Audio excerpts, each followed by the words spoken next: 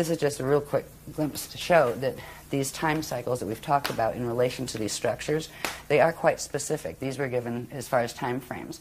One time vector here on this planet, and they're using translations into Earth time. As we know Earth time, one time vector is 738 years. One time continuum is 4,426 years. One Uego is 26,556 years. A Uego time cycle is a Stargate cycle. That is when the stargates on the planet open, once every that period, right? Right now it's distorted into what are called the false Yuga cycles, and we'll show you what that is at the end.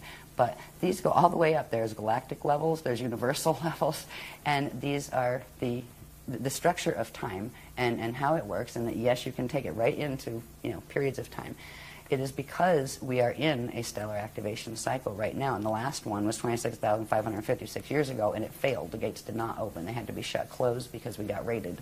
That was called the Yanni Massacre period, where it was there was a lot of ships mowing people down, actually, in that one.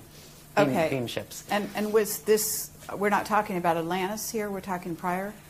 There were several phases of Atlantis. Okay. All right. The last phase of it, the last pieces of it went under in 9558 BC, but way before that there was Atlantis. There was in seeding 1, there was an Atlantis. In seeding 2, there was an Atlantis, and on Terra there was an Atlantis. That's where it all came from. And a Lemuria. You had Lemuria, Lumania. There were different spellings of the names, but they were the same places and the same soul groups inhabiting them. Yeah. So this was like. The 9558 BC period, you know, the last period, that was like the late Atlantean period. So there was a lot of Atlantis period anyway. But these Stargate cycles, this is the cycle that our gates open on. This planet's gates are supposed to open on the 26,556-year cycle.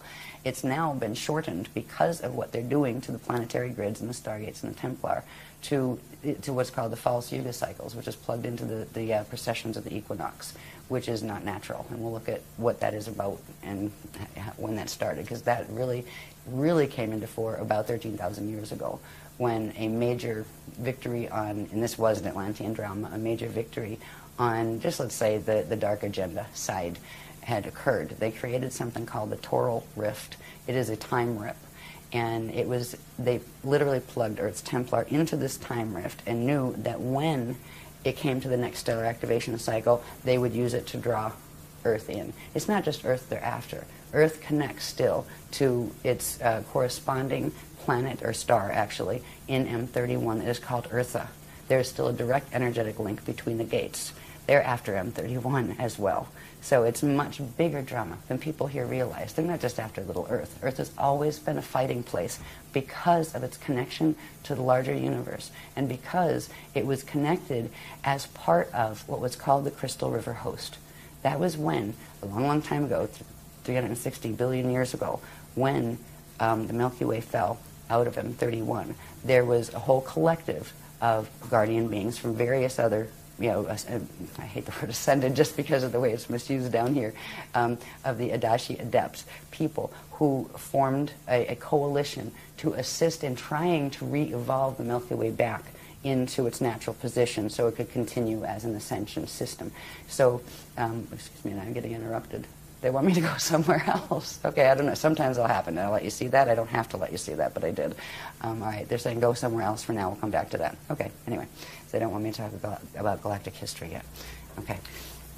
Yeah, I get that sometimes, even when I'm on stage. Okay, where I'll just get a like little, hello. Okay.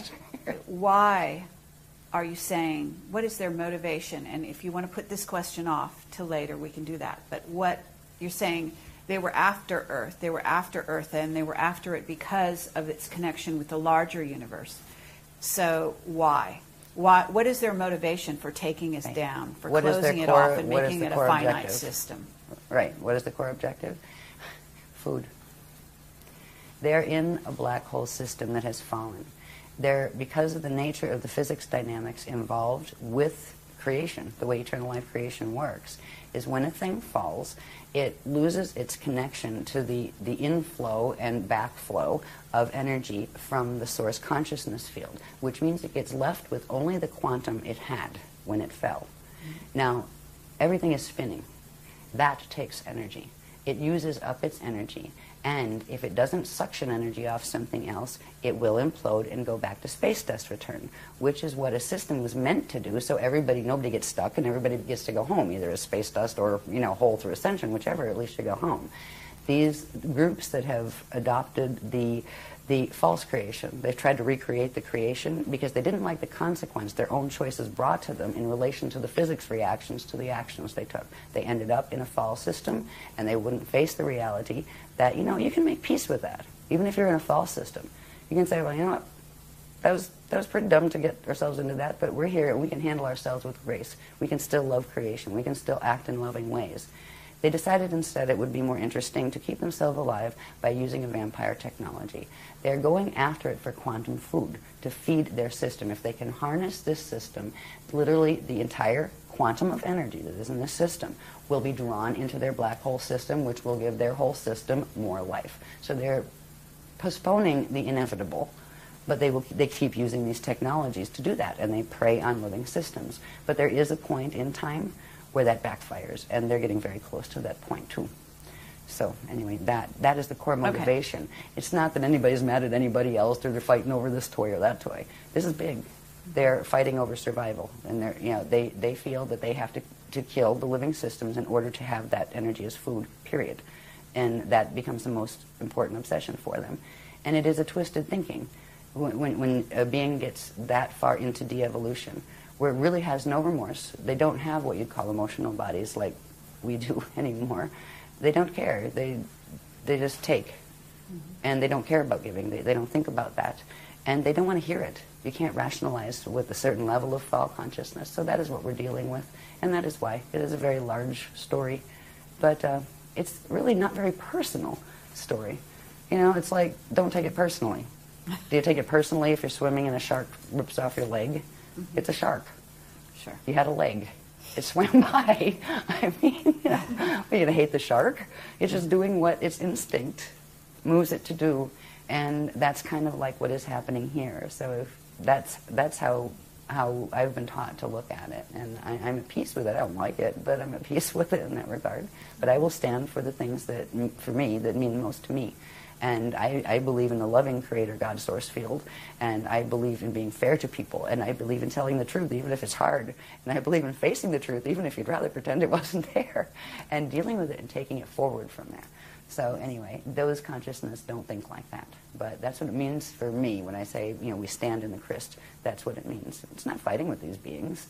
I mean, you can do that, but they're just engaging your energy anyway. But we do have to stand and work the gates here. Somebody has got to take care of the remaining gate potentials here so the consciousness can evacuate out within the next 200 years that is going on the upward swing. So, that good enough? Okay, yeah. Very good. Tangents. So this is just showing the time, like there are literal translations into Earth time. And this would apply, like you could go sit on Venus or something, and then you could translate them into Venus time, which would be different because time has to do with how fast things spin and all of that. Never mind. Physics of how long your day is and your sidereal time and all that crazy stuff that I don't like. With all the structures and processes that we've learned that have to do with that structure of the spirit body and its hara centers, which are the probability structures that at certain periods pull in, right? And that's an ascension cycle when they actually pull in, and then a new creation comes back out. There are ways to track those cycles. There are ways to track from the point of conception onward how your body grows and cycles. And there are also ways to track an evacuation cycle, and they all can use this diagram. This diagram has to do with octants and specific ways the energy is divided up and within those structures that we've looked at. And this is just showing, it's called the loadout schedule from 2008 to 333 AD cycle. Now, it doesn't mean we get this, the gates are going to be open here till 333 AD. They're going to close over here in 2230. That is when the gate systems here close.